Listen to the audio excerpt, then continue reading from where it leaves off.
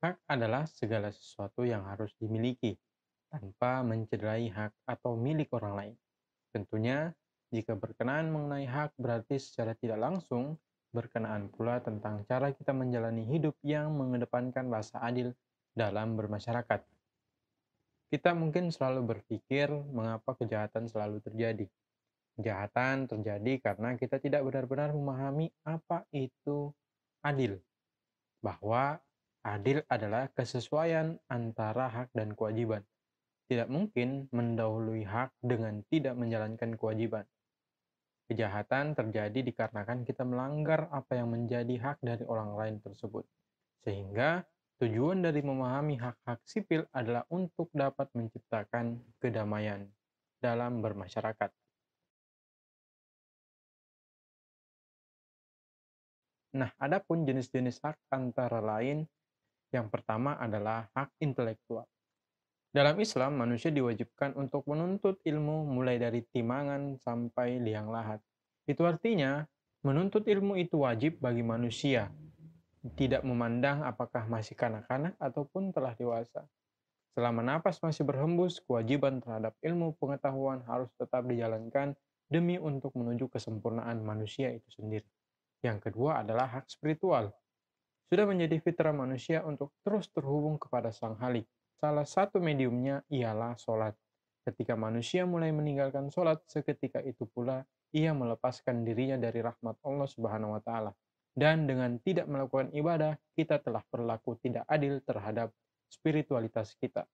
Yang ketiga adalah hak finansial. Setiap harta yang kita peroleh terdapat hak orang lain yang melekat. Sudah sepantasnya setiap manusia harus saling membantu satu sama lain. Bukankah membantu orang lain yang dalam kesusahan bagian dari meniru Allah Subhanahu wa taala?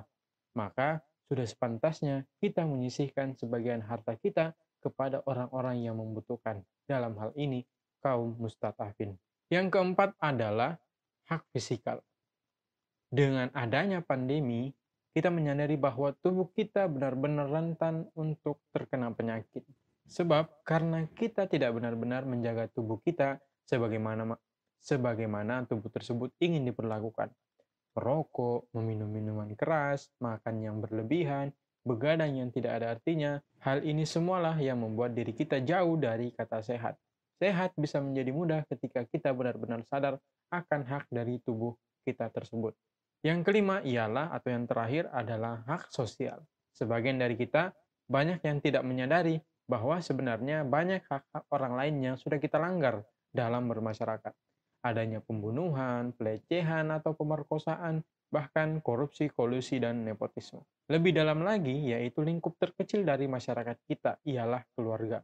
Kita banyak menyaksikan anak yang melakukan tindak kekerasan terhadap orang tuanya. Bukankah ini salah satu tindakan durhaka kepada orang tua, yang mana durhaka kepada orang tua mengundang murka Allah Subhanahu wa taala. Adapun pengaruh negatif di dunia bagi si pendurhaka ialah yang pertama menyebabkan kemelaratan. Imam Ja'far alaihissalam berkata, orang tua manapun yang mendoakan keburukan kepada anaknya, maka anak tersebut akan tertimpa kemiskinan. Yang kedua ialah tertimpa karma. Anak yang berbuat buruk terhadap orang tuanya pasti akan diperlakukan sama oleh anaknya sendiri. Sejalan yang dikatakan oleh Imam Ja'far Shadiq alaihissalam, berbaktilah kepada orang tuamu, niscaya anak-anakmu akan berbakti kepadamu. Yang terakhir, menyebabkan hina.